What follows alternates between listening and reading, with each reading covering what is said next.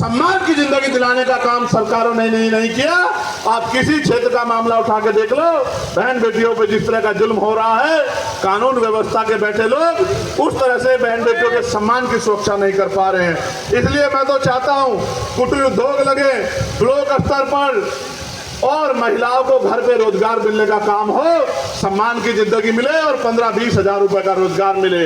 और जो पढ़े लिखे नौजवान हैं उनको अगर सरकार नौकरी नहीं दे सकती तो जब तक वो बेरोजगार हैं बेरोजगारी भत्ता दिलाने का काम करे और साथ साथ इंडस्ट्रियल एरिया लग के उद्योग धंधे लग के हजारों नौजवानों को जिलों में नौकरी मिलने का काम हो। जिन माँ बाप ने अपना पेट काट के जो है उनको पढ़ाने का काम किया, इस उम्मीद से कल मेरी लाठी बनेगा उन माँ बाप को भी कुछ सुकून मिले।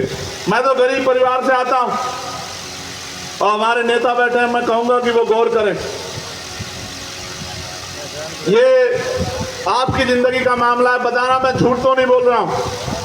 आज गरीबी का आलम यह है कि बेटा पिता के सामने हाथ फैला के कहता है कि मुझे सामान चाहिए और बाप चाहता है कि अपना दिल निकाल के दे दे अपने बच्चे के लिए, लेकिन जेब में पैसे नहीं होते तो आंख में आंसू लेके चला जाता है। नहीं चला जाता है? बताओ, मैं झूठ तो नहीं कह रहा हूं, ये सच है या नहीं है? बताओ।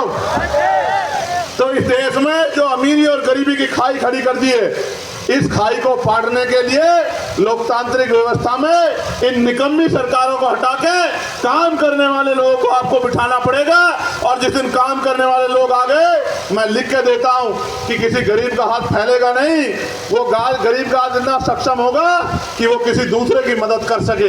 जो पॉलिसी हमारी मैंने पार्लियामेंट में भी उठाई, आपने सुना भी होगा, और मैं आपको कहता हूं, बताना किसने पॉलिसी दी है क्या, कि एजुकेशन पॉलिसी ऐसी होनी चाहिए कि चाहे प्राइम मिनिस्टर का बेटा हो या राष्ट्रपति का या मुख्यमंत्री का या केंद्रीय मंत्री का या स्टेट मिनिस्टरों का या डीएम का, एसएसपी का, सीओ का, दरोगा जी का या गांव के सरपंच का, जिला पंचायत का या आम मजदूर किसान का बेटा, सबकी पढ़ाई सरकारी स्कूल में होनी चाहिए। होनी चाहिए नहीं होनी चाहिए? बताओ क्यों होनी चाहिए? सुनो, अमीर तो पढ़ा लेंगे प्राइवेट में, गरीब कहाँ पढ़ाएगा? कहाँ पढ़ाएगा? सरकारी में। और सरकारी में मास्टर कहाँ है और पढ़ाई कहाँ हो रही है? सरकारी में। आप बताओ। और अगर सरकारी में पढ़ाई लानी है तो फिर जिलाधिकारी के बेटे को पढ़ाओ, एसएसपी के बेटे को पढ़ाओ, मंत्री के बेटे को पढ़ाओ, विधायक के बेटे को पढ़ाओ, क्योंकि कानून वो बनाते हैं, कानून को वो लागू कराते हैं। जब उनके बच्चों को अच्छी पढ़ाई मिलने की बारी आएगी तो गरीब किसान मजदूर के बच्चे को भी अच्छी पढ़ाई मिलेगी। और जो जेब कटाई होती है इस नाम पे प्राइवेट स्कूलों में, वो जेब कटाई बंद हो जाएगी। मैंने कहा पार्लियामेंट में कि हेल्थ पॉलिसी ऐसी होनी चाहिए कि गरीब को भी बेहतर से बेहतर इलाज मिले। और मिलेगा कैसे?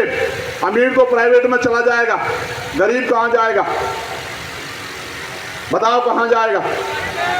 तो मैंने कहा कि सरकारी अस्पताल में सुविधा तब आएंगी, डॉक्टर तब मिलेगा, मशीनें तब होंगी, टेस्ट तब होंगे, दवाइयां तब मिलेंगी जब जिलाधिकारी का बेटा, उप जिलाधिकारी का बेटा, बीडीओ का बेटा, सीडीओ का बेटा, जब विधायक का बेटा, मंत्री का बेटा और खुद बीमार होने पे ये सब लोग, उनके परिवार के लोग, और मुख्यमंत्री हों, उप मुख्यमंत्री हों या मिनिस्टर हों या प्रमुख सचिव हों या डीजीपी हों, जितने भी अधिकारी कर्मचारी हैं, जितने नेता हैं, संवैधानिक पदों पे सरकारी मान्यता लेते हैं, गांव के सरपंच से लेके और राष्ट्रपति तक सबका इलाज सरकारी अस्पताल में होना चाहिए। जब एक बेड पे किसान लेटा होगा और दूसरे बेड पे जिले के जिलाधिकारी लेटे होंगे या एसएसपी लेटे होंगे, बताओ अच्छा इलाज होगा नहीं होगा? आप बताओ, बताओ होगा नहीं होगा? बताओ।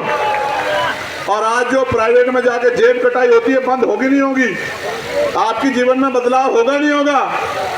तो मैं तो कोशिश करता कि ऐसी पॉलिसियां बने। मैंने एक मांग उठाई थी 29 जुलाई को, आप ऑन रिकॉर्ड पढ़ लेना कि पार्लियामेंट में जाने के बाद हमने क्या प्रयास किए हैं।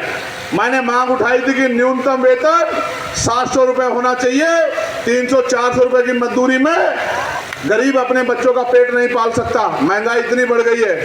तो सरकार को न्यूनतम मजदूरी जो है अभी 10-12 दिन पहले वो बढ़ाकर 783 रुपये करनी पड़ी और अक्टूबर के 1 माह से 1 तारीख से वो लागू हुई। ये किया हमने पार्लियामेंट में जाके। और साथ साथ ये जो हमारे पुलिस के भाई हैं उत्तर प्रदेश के, इनको 12 घंटे, 14 घंटे, 16 घंटे ड्यूटी करनी पड़ती है। मैंने इनके लिए भी मांग उठाई कि इनको 8 घंटे की जो है ड्यूटी होनी चाहिए और सप्ताह में 1 दिन इनको छुट्टी होनी चाहिए और बॉर्डर स्कीम से इनको जो है बाहर करना चाहिए। इनकी वेतन विसंगता दूर होनी चाहिए इनको भी, क्योंकि ये भी जनता की सेवा के लिए है, तो इनकी परेशानियों को भी सरकारों को सुनना चाहिए। मैंने होमगार्ड के भाइयों का वेतन बढ़ाने की मांग उठाई। मैंने आशा, आंगनबाड़ी, भोजन माता जो है जिनको 2, 4, 6 हज़ार रुपये मिलते हैं, उनका वेतन 21,000 रुपये मिनिमम